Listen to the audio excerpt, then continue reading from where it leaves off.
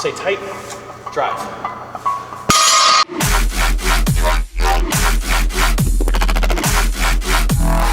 This contains my power. So today we're going to be talking about how to get into proper positioning for sumo. Two things we see with sumo is we have a sumo that is proficient and we have one that's more of a conventional style. So when you're doing a sumo, it's more driving the feet outwards towards the base of the floor instead of just trying to wedge it up. A lot of people try to wedge it up, especially if they're first time sumo pullers or like within a little bit of pulling within sumos, they try to wedge it off the floor like it's a conventional deadlift. But in all reality, it's more of a leg press than it's a conventional deadlift. Kind of like the conventional deadlift itself is more of a leg press if you get it in a proper wedging style. But today we'll be going over that, so stay tuned. So the first step I want to go over when you're doing a sumo deadlift is basically where our foot positioning is. This is going to lead up into a whole bunch of rules.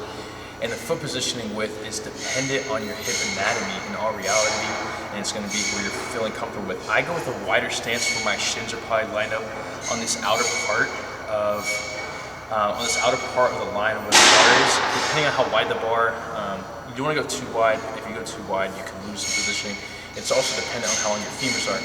So some people are going to have more of a frog stance where they're sitting tighter, they're sitting closer in, and some people are going to have more of a wider sumo, actual sumo stance where they're sitting out wide like I do. This is basically what's going to be comfortable and dependent on your hip anatomy. And then your toe angle, which is going to be also dependent on how your hips are set and how open wide you can get your hips. So you're going to have a toe angle right here, you can have it out wider like this, and then some people are going to deadlift like right here when they come down to lift from here to here and opening up. Some people even go further out, closer to the bar. So the biggest thing we're going to learn from strength sports in general is not everybody's body is the same. Some people will have some similar pulling styles, some people may have different pulling styles. I go with a very wide. You can look at Jamal Browner. I'm over like copy Dan Griggs or Belkin. You can look at Jamal Browner, who has more of a frog stance, and him and Callum or Woolham probably have the same stances, relatively close to the same stances. But we all follow the same consistent keys is when we're coming to pull. So once we find out our hip, where our hips and our feet, which positioning our feet are going to be at, what positioning our hips are going to be at, the next movement we'll like to talk about is how close do you put your hands on the bar. So my first cue when it comes to sumo pulling, the initiation of the pull is what we're going to be focused on. And that first initiation of the pull is basically going to be getting our hands tight, getting our grip locked in, slowly applying force, spreading the floor with our feet. So as we're in a position like this, what we want to do is slowly apply force out, but we want to do from here. This is the biggest key when it comes to sumo deadlifting to have a proficient deadlift, is opening up your hips. What I mean is driving the knees out where the toes are pointed like this. So whether you have a wide stance or a frog stance, here, opening up the hips will get you in a more wider upper right position, a more proficient pulling position. So even if you're in a frog stance, opening up those hips, allowing to open up, and getting your hips close to the bar.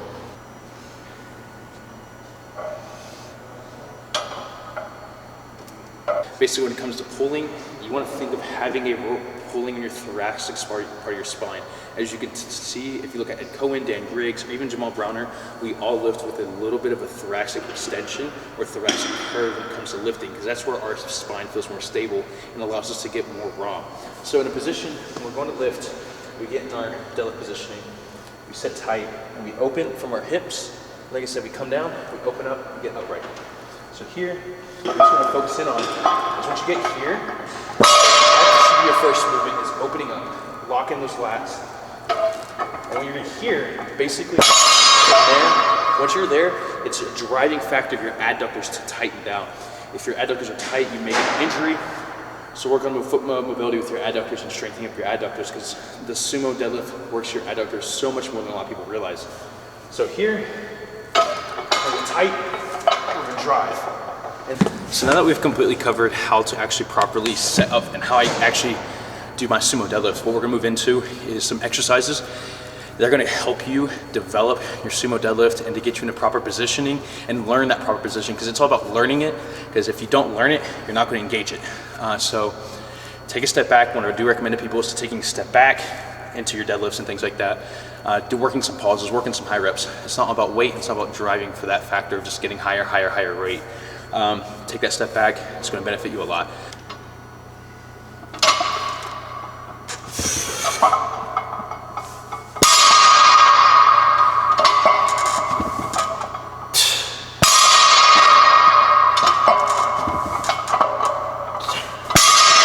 Next will be the pause sumo in the progression of the lineup. So you're gonna come here, basically like the other one. Stay tight, drive. Tight, drive.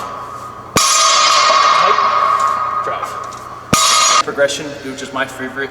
I even do these myself when it moves forward into my heavy lift sets. I'm going for a PR.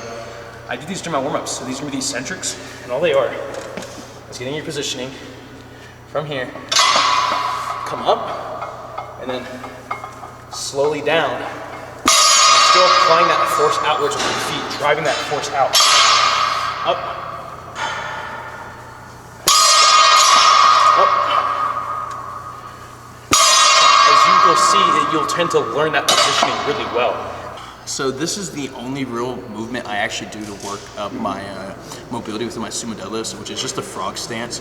I either do the masala squat or I'll do a frog stance stretch, which is literally just opening up my hips like this, and then sitting forward and then rocking back and forward into them. And this is literally the only movement. I'll even sit here like a few days prior to my sumo deadlifts to work on my mobility and things like that, especially after like a heavy day. This is actually very beneficial for me to open up my hips so I can squat later in the week as well, or if I'm squatting next week after to go something heavy. But relatively, this is what I do. And I'll even do this prior to my drills and just rocking back and forth, not seeing an iso static stretching and just rocking back and forth here. And that's basically what I do for my sumos.